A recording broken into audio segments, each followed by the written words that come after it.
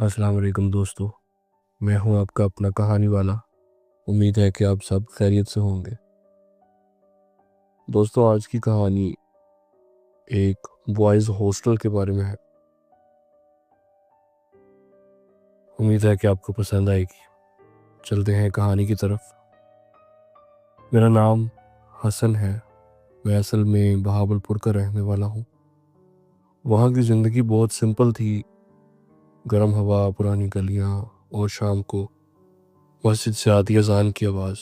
लेकिन जब मुझे लाहौर के एक प्राइवेट कॉलेज में इंग्लिश लेक्चरर की जॉब ऑफ़र हुई तो मुझे अपनी पूरी रूटीन छोड़ के लाहौर आना पड़ा। कॉलेज ने रहने के लिए जो जगह दी थी वो एक बॉयज़ हॉस्टल था। हॉस्टल कोई नया नहीं था, बल्कि ऐसा लगता था जैसे इस बिल्डिंग ने बहुत कुछ देख रखा हो। पेंट जगह जगह से उतरा हुआ था, सीढ़ियों पर पुरानी रेलिंग लगी हुई थी और जो भी गैलरी थी उसमें पुरानी लाइट्स, जैसे ट्यूब लाइट्स होती हैं वैसी लाइट्स लगी हुई थी जो कि रात को कम ही जलती थी। मुझे जो कमरा मिला वो ग्राउंड फ्लोर पर ही था। शुरू के कुछ हफ्ते बिल्कुल नॉर्मल थे। मैं कॉलेज जाता, क्लासेस लेता, लेक्चर्स देता, असाइनमेंट्स चेक करता, रात को थक के वापस आता और सीधा सो जाता। हॉस्टल में रहने का एक्सपीरियंस भी मेरा नया था, लेकिन मैं काफ़ी अनकंफर्टेबल हो गया था क्योंकि मेरे लिए नया शहर, नई जगह, नए लोग, सब कुछ एडजस्ट करना थोड़ा मुश्किल था। लेकिन मुझे पता था कि वक्त के साथ साथ चीज़ें नॉर्मल हो जाएंगी। वहाँ रहते हुए कुछ हफ्तों बाद मैंने कुछ चीज़ें नोटिस करना शुरू की। जैसे कि हॉस्टल में एक लड़का था जो कि अक्सर नज़र नहीं आता था। दिन के वक्त उसे कम ही देखा जाता था, लेकिन रात को उसकी मौजूदगी का एहसास होता था।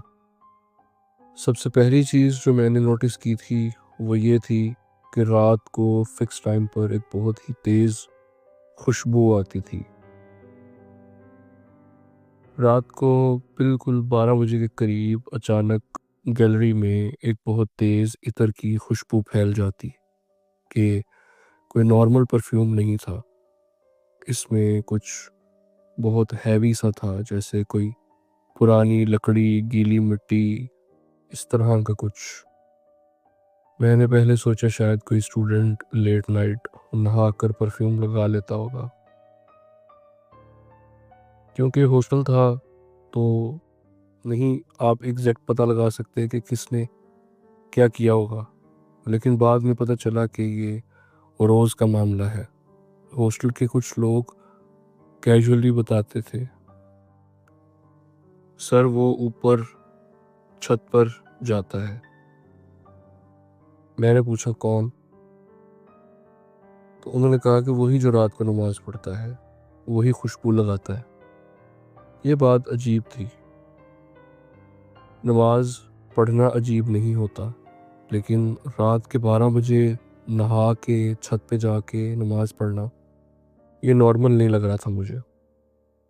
मैंने उस लड़के को पहली बार सीधा देखा एक रात। मैं पानी लेने के लिए बाहर निकला था। गैलरी खाली थी, सिर्फ दरवाजे के आखिर पे एक लाइट जल रही थी। उसी वक्त वो सामने से आ रहा था। उसने सफ़ेद कपड़े पहने हुए थे, उसके बाजू थोड़े गीले लग रहे थे और उसके गिर्द वही तेज़ खुशबू थी। उसने मुझे देखा, लेकिन उसने कुछ नहीं कहा, सलाम भी नहीं किया, बस सीढ़ियों की तरफ चला गया। उस रात मुझे अजीब सी बेचैनी हुई। उसके बाद आहिस्ता आहिस्ता चीज़ें बदलने लगी। सबसे पहले कुछ आवाज़ें आती थी। कभी रात को मुझे ऐसा लगता था जैसे गैलरी में कोई आहिस्ता आहिस्ता चल रहा है। आवाज़ हल्की होती थी लेकिन आती रहती थी। कभी लगता था जैसे कोई मेरे कमरे के बाहर आकर रुक जाता है और खड़ा रहता है। मैं जब दरवाज़ा खोलता तो बाहर कोई नहीं होता था। फिर दरवाज़ों का खुद खुलना शुरू हो जाना। फिर मैं रात को मुझे अच्छी तरह से याद होता कि मैं दरवाज़ा लॉक करके सोया था, लेकिन अक्सर दरवाज़ा हल्का सा खुल जाता था। ऐसे नहीं जैसे ज़ोर से खोला गया हो, बल्कि जैसे कोई झाँक कर चला गया हो। एक रात मैंने महसूस किया कि कोई मेरे बिल्कुल करीब है। आंखें बंद थीं, लेकिन हवा का प्रेशर बदला हुआ लग रहा था। जब आंखें खुलीं, कमरा बिल्कुल वैसा ही था, लेकिन इस बार कमरे में खुशबू थी। उस रात मैं सो नहीं सका। अगले दिन मैंने गार्ड, जिसका नाम राशिद था, मैंने उससे बात की। उसके चेहरे पे वही रवायती लाहौर वाली एक सख्ती थी। मतलब उसका लहजा और उसके एक्सप्रेशंस बहुत अजीब थे, और शायद वो मुझसे इस बारे में बात नहीं करना चाहता था। लेकिन जब मैंने उसको पूछा कि वो जो छत पे लड़का रोज़ रात को जाता है वो कौन है, तो उसकी आंखों में एक लम्हे के लिए एक अजीब सी घबराहट आ गई। उसने आहिस्ता से मुझे कहा, सर, बस आप अपने काम से काम रखें। मैंने उसको पूछा कि वो स्टूडेंट है या नहीं, लेकिन उसने मुझे कोई जवाब नहीं दिया। उस रात मैंने एक फ़ैसला किया, मैं रूफ टॉप पर जाके खुद देख के आता हूँ कि वो छत पे करता क्या है आखिर, वो भी बिल्कुल फिक्स 12 बजे।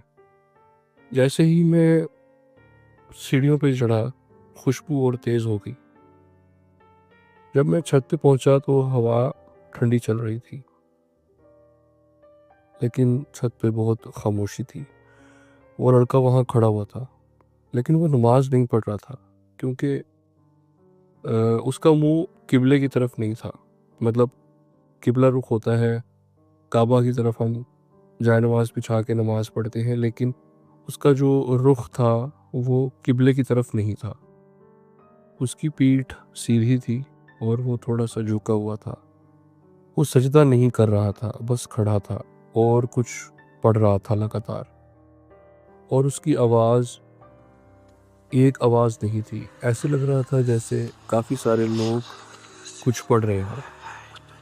उसके कपड़े बिल्कुल भीगे हुए थे। मुझे ऐसा लगा जैसे बहुत सारी आवाज़ें एक साथ आ रही हों। मैं डर गया और सुन्न हो गया।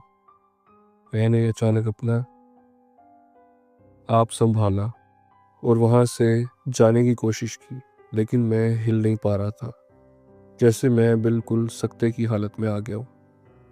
आंखों में अजीब सी जलन महसूस हो रही थी। अचानक उसने अपना चेहरा मेरी तरफ घुमाया। उसकी आंखों में बहुत गुस्सा और नफरत थी, लेकिन उसकी आंखें अंदर से खाली थीं, जैसे उसकी आंखों वाली जगह पर आंखें मौजूद ही ना हो। मुझे नहीं पता था कि इसका क्या मतलब है। मैं सीधा नीचे भागा। उसने पीछे से मुझे आवाज़ दी कि तुमने देर कर दी है। मैं अगली सुबह हॉस्टल छोड़ दिया और उसके बाद कभी मैं उस हॉस्टल वाले रास्ते से भी नहीं गुजरा। लेकिन आज तक उसकी शक्ल मेरे जहन में बसी हुई है, और मैं बस यही सोचता रहता हूँ कि आखिर वो लड़का उस छत पर रोज़ रात को क्या करता रहता था। आज भी मैं लाहौर में ही रहता हूँ, जॉब भी कर रहा हूँ, लेकिन अब मैं वहाँ नहीं जाता। हॉस्टल छोड़ने पर मुझे कॉलेज वालों ने भी कोई सवाल नहीं किया, क्योंकि शायद वो पहले से जानते थे कि यहाँ पर कुछ ऐसा होता है। वो अकोमोडेशन मुझे हॉस्टल कॉलेज वालों ने दिया हुआ था, लेकिन फिर उसके बाद मैंने अपना प्राइवेट अकोमोडेशन का इंतज़ाम कर लिया, और उसके बाद मैं अब तक वहीं रह रहा हूँ।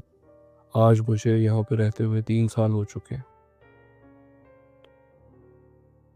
तो दोस्तों, ये था आज का वाक़या। उम्मीद है कि आप लोगों को पसंद आया होगा।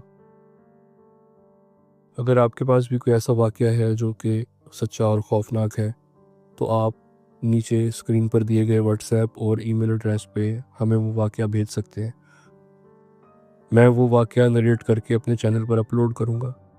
वीडियो पसंद आई हो तो लाइक कीजिएगा, शेयर कीजिएगा और हमारे चैनल को सब्सक्राइब कीजिएगा ताकि मज़ीद ऐसे ही सच्चे वाक़यात मैं आपके लिए लाता रहूँ और वो वाक़यात आप तक पहुँचते रहें। मिलते हैं जल्द ही किसी नए खौफनाक वाक़ये के साथ। तब तक के लिए जुड़े रहिए।